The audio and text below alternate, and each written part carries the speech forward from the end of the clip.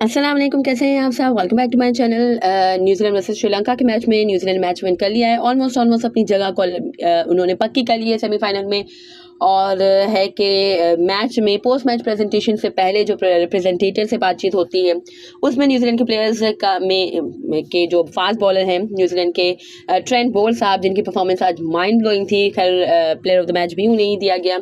तो उनका कहना था कि it will be exciting to face India in the semifinals. Everyone wants a piece of the home nation. There are playing phenomenal cricket. Time will tell what will happen there. वही बात है भाई, India तो बहुत ही अच्छी cricket खेल रहा है। और खैर न्यूजीलैंड भी अभी तक तो अच्छी क्रिकेट खेल रहा था, बट है कि 3 मैचेस वो हार चुके हैं। ग्रुप स्टेज में भी वो इंडिया से हार चुके हैं। But I think New Zealand was only team जिसने थोड़ी सी फाइट दी थी इंडिया को। So let's see what happens, क्या होता है अब। और सचिन रविंद्र क्या ही कोई ज़बरदस्त टैलेंट है भाई, क्या टैलेंट मिला है न्यूजीलैंड की टीम को। उन्होंने भी रिप्रेजेंटेटर से बात की। उन्होंने कहा कि I idealized Caine, idealized a lot of guys in this World Cup, Kohli, Root, Steve Smith, and I felt, oh, I'm playing with them. I'm lucky to have that freedom from the guys. Thank you to the Chinnaswamy Stadium and the crowd for all the support. It is a special place in my heart, and I look forward to playing more cricket here. खैर जहाँ तक मुझे मालूम है सचिन रविंद्र भी बेंगलोर से ही ताल्लुक़ रखते हैं।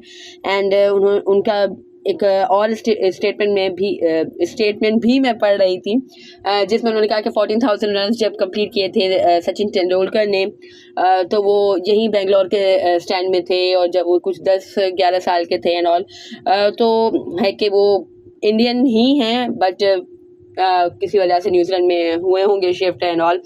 तो खैर वो क्रिकेट खेल रहे हैं। और जो उनका नाम भी है सचिन, वो भी राहुल द्रविड़ एंड सचिन तेंदुलकर के नामों को मिला के रखा गया है। बिकॉज जो उनके फादर थे या जो भी उनके जिन्होंने नाम रखा, वो राहुल द्रविड़ और सचिन तेंदुलकर के बहुत ही डाई हार्ट फैन थे। तो खैर परफॉर्मेंसेज भी वो राहुल द्रविड़ और सचिन तेंदुलकर के जैसे ही दे रहे हैं।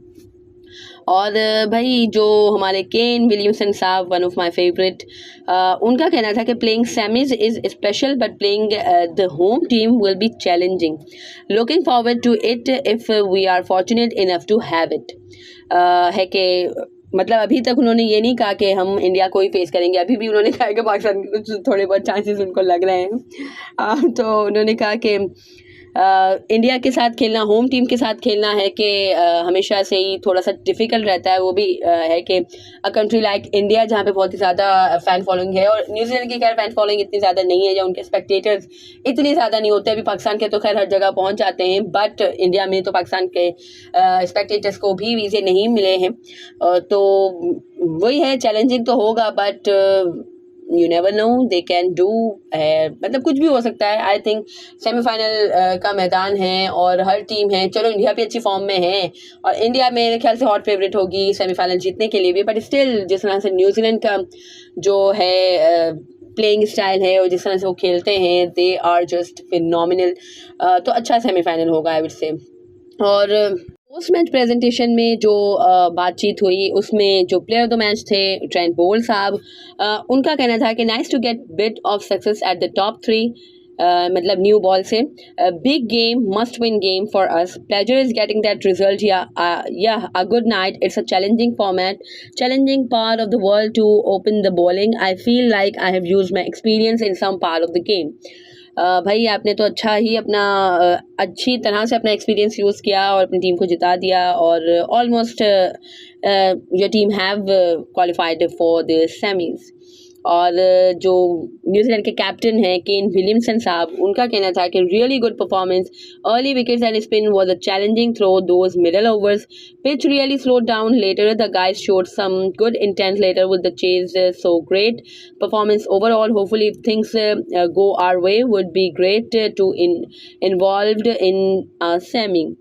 पता नहीं केन विलियमसन को शायद नहीं मालूम है कि जो पाकिस्तान का सिनारियो है, जो अफगानिस्तान का भी सिनारियो है, वो ऑलमोस्ट इम्पॉसिबल ही लग रहा है। तो भाई आप क्लियरली क्वालिफाई कर चुके हो और लक ने आपका साथ दिया है, जो वही लक जो हमारे साथ भी नहीं रहा और जो अफगानिस्तान के साथ भी नहीं रहा। अफगानिस्तान ने भी खैर ओवरऑल पूरे वर्ल्ड कप में अच्छी क्रिकेट खेली है और वो भी डिजर्व करते थे सेमीफाइनल खेलना। But the losing captain Kusal Mendis साहब, बड़े आज मैं आपसे नाराज़ हूँ, आपने नहीं जीत के दिया मैच हमारे लिए बस। एनीवेज उनका कहना था कि we lost 4 wickets in first 10 overs and that's what got us into trouble, we could have easily gotten 300 on this pitch. Madhushanka bowled really well but it was tough to take wickets because we were defending a small total. Quite enjoyed captaincy, disappointed about my own performance but overall it was enjoyable.